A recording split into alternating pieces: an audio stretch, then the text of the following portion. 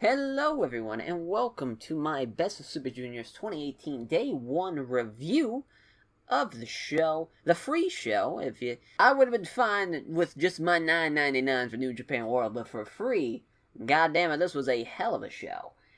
For different than most reviews you'll see on the channel here, as for the tournament shows, I'm just going to be talking about the block matches, if that makes any sense. So, for May 18th, our first show here of the tournament, it's going to be Block A.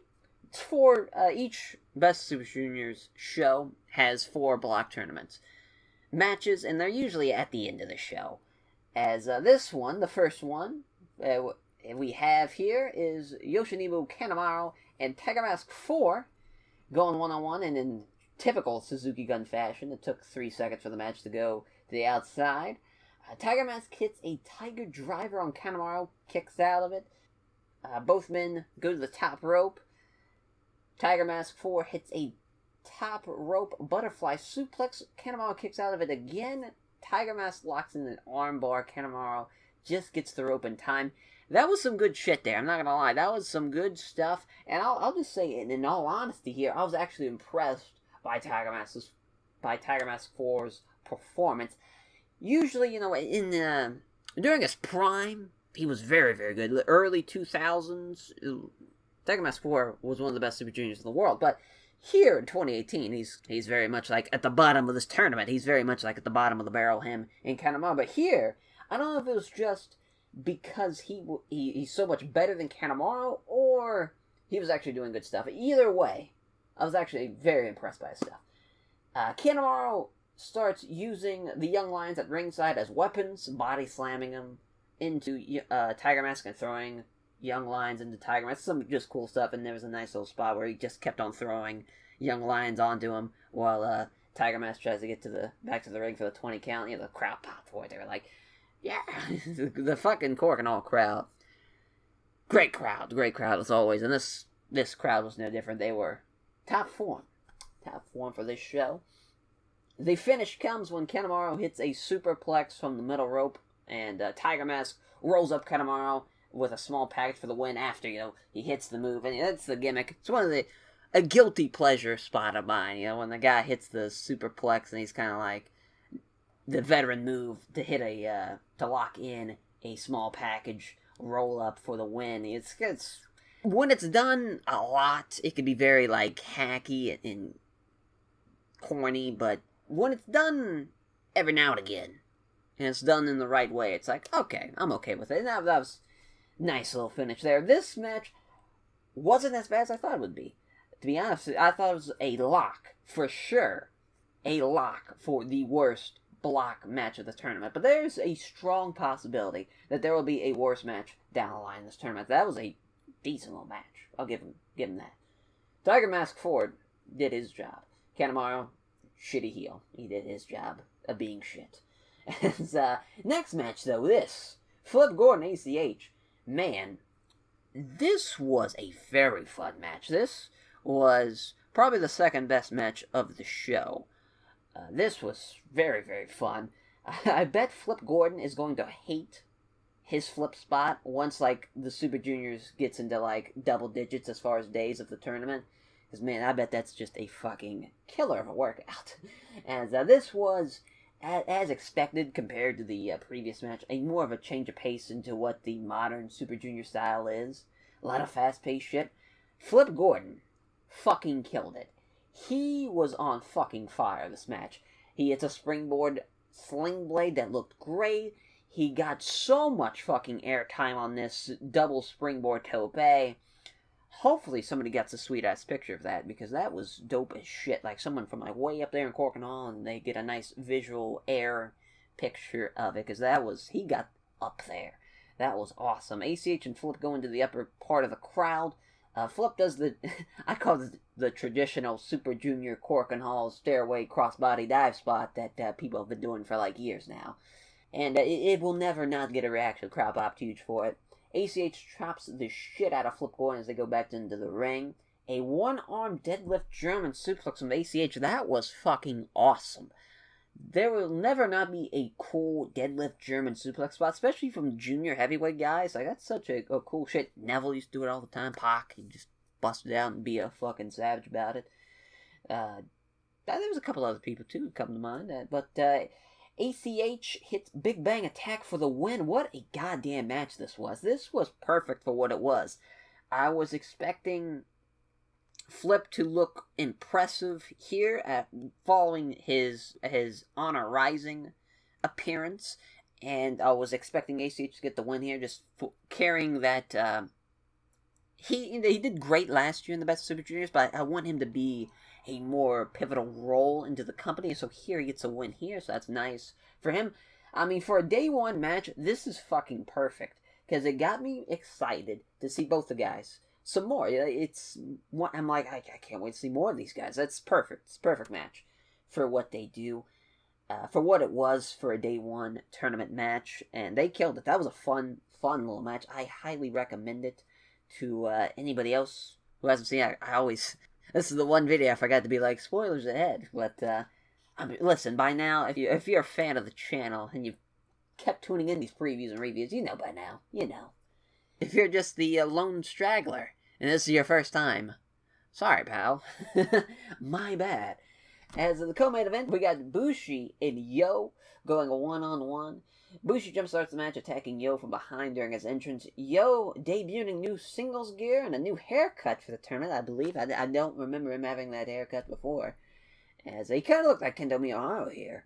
It might have just been me, but like he was like a not as tanned Kento Miyahara. Like, not like gear-wise, of course. Like, that's, you know, Kento Miyahara wears, like, tights, but, and Yo wears, you know, his singles gear is trunks, but it just looks-wise. You get it, goddammit. Jumping DDT from Bushi here. Yo goes headfirst right onto the apron. Cool little spot, and he kind of, like, stays there for a bit. That's a cool little spot. Cool inside-out dropkick spot from Yo. I will never get tired of inside-out dropkick spots from, I think the first one I ever saw was Jericho. Like the 90s. I'm sure it's probably him. I don't think anybody else did it before him. Maybe somebody did, but off the top of my head, it's Jericho. Ever since then, a favorite spot of mine. As a beautiful top rope hurricanrana too from Bushi. Just the positioning of where Yo was. Like he had 1 foot on the middle rope and 1 foot on the top rope on like the outside of the rope. It was hard to explain. You have to like see the spot, I guess, but really the positioning of Yo really put over well, and Bushi did a beautiful job with the hurricanrana. Yo counters the MX with a super kick. MX is the little middle rope jumping codebreaker gimmick, for those who don't know. Both men strike exchange in the middle. Fucking goddamn strike exchanges I'll never get. They give me strength, goddammit. The Canadian Destroyer from Bushi, though.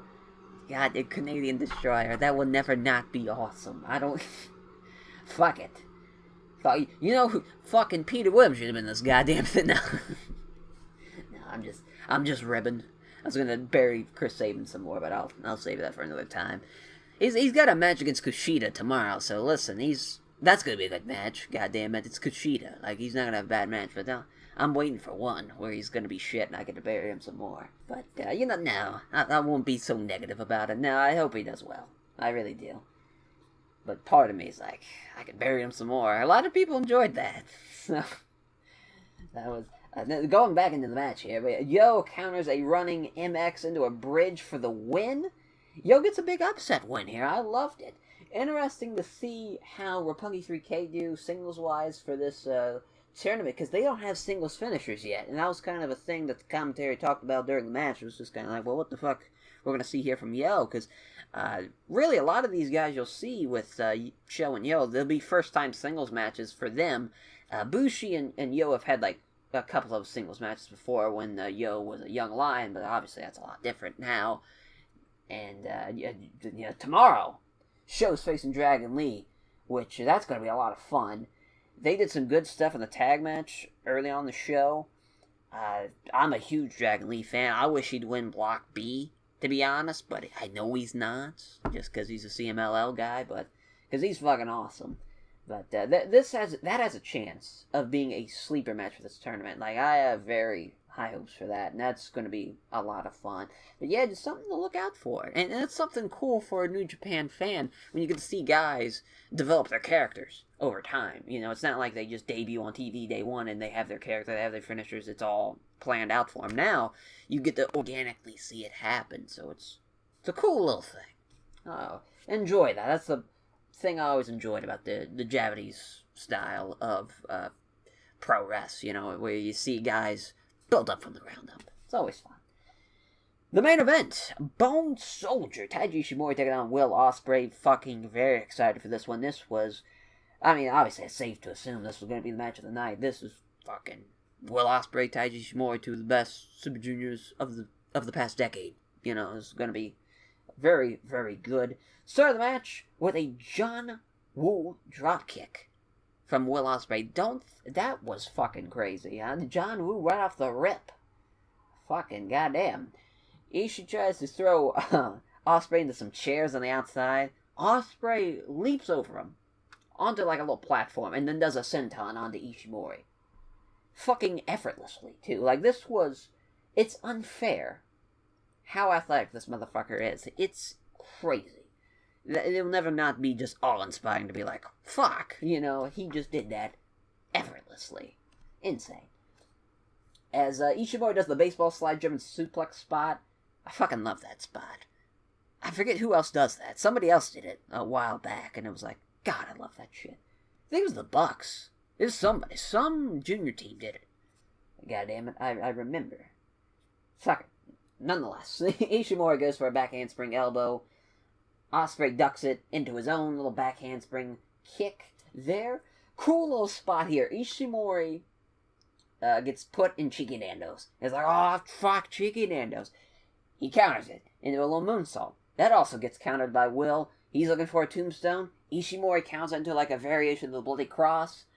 Fucking awesome. I'm blown up just saying it. Like, that spot was so cool. Bloody Sunday from Will Ospreay. Holy shit, Ishimori kicks at it too. Bloody Sunday! Fucking love that shit. Ishimori is hanging on to the top rope here. Like, he's like kind of his prone, like, just hanging on, his body-wise. Like, his stomach's on the ropes kind of gimmick. Just kind of paint the picture here. And Will goes to the top rope, and he hits a shooting star press onto Ishimori's back. Like, something you're just like, what the fuck? Just so... when that happens, you think like, oh, swanton, maybe a fucking elbow, maybe a splash. But no, fucking shooting star press. Unbelievable. Ishimori counters the Stormbreaker into a bicycle kick, which then he turns into a reverse Rana. Ospreay hits a standing Spanish fly. Looking for the Os Cutter, Ishimori catches him into the Bloody Cross. He picks up the win.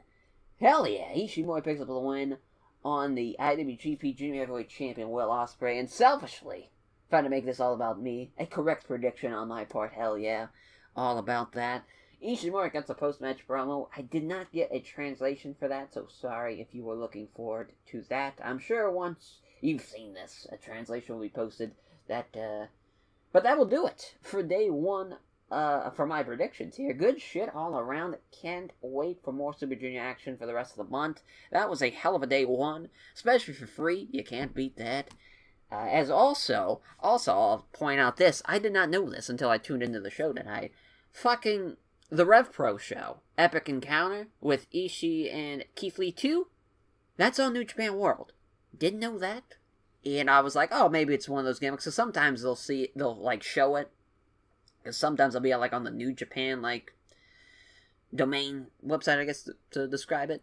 And you'll be like clicking on it and be like, you can't watch this in your region. Like, motherfucker. But there's like a way to go around that. But that's another story for another time. But this one, just fucking clicked on it and it worked. I was like, oh, shit. So, yeah, which is, that match fucking awesome, of course. The first one was awesome, so sure that second one's going to be awesome. I haven't seen it yet, so say that much. I'll probably watch that later on before day 2, now that I know that works. So thank you all for watching, and I'll see you next time for the preview of day 2 of the Best Super Juniors. Take care, everyone.